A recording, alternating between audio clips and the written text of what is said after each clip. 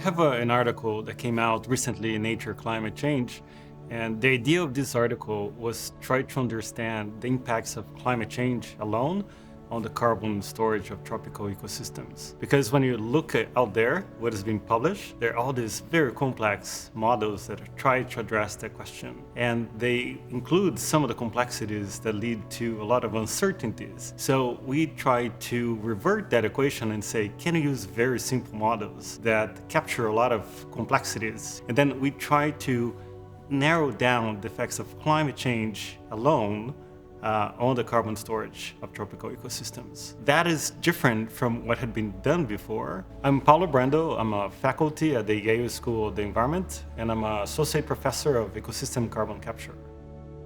When you look at these Earth system models, they're highly sensitive to the amount of CO2 in the atmosphere. As CO2 increases in the atmosphere, plants tend to grow a lot in these models. The plants in these models are not sensitive to changes in precipitation, which is such an important variable.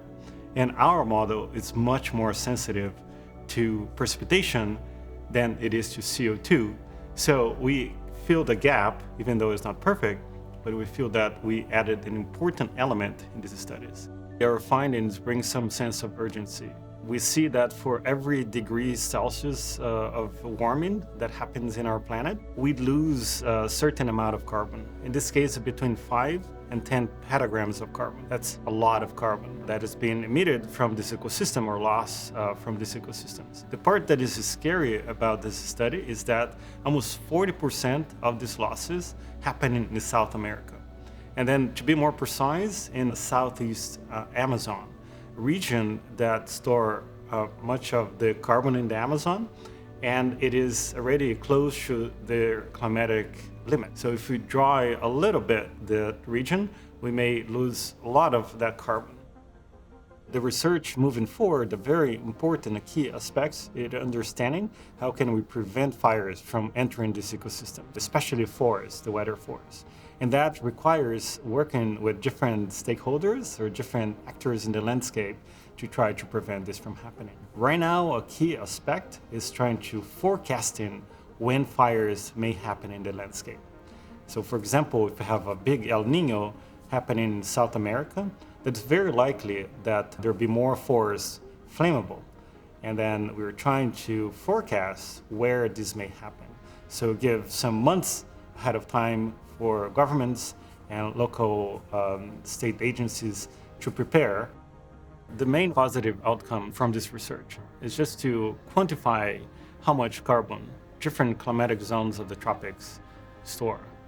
And then finally, I'd say that a very important message from this paper, or a positive outcome, is just to identify areas that are potentially highly vulnerable, and then put more efforts, and including research, and understanding really how much carbon they may lose, but also the impacts of these losses for climate agreements, for the fauna that is in that region, for the people who depend on those natural resources. Our study brings to the attention that we have to care for the Amazon in different ways to increase their resilience to counteract this potential loss of carbon from climate change. Climate change alone, according to our study, is not enough to lead to this major collapse of tropical ecosystems. It will have a big impact, but not enough to lead it to total collapse. As we move into this new climate space, we have to make sure that we have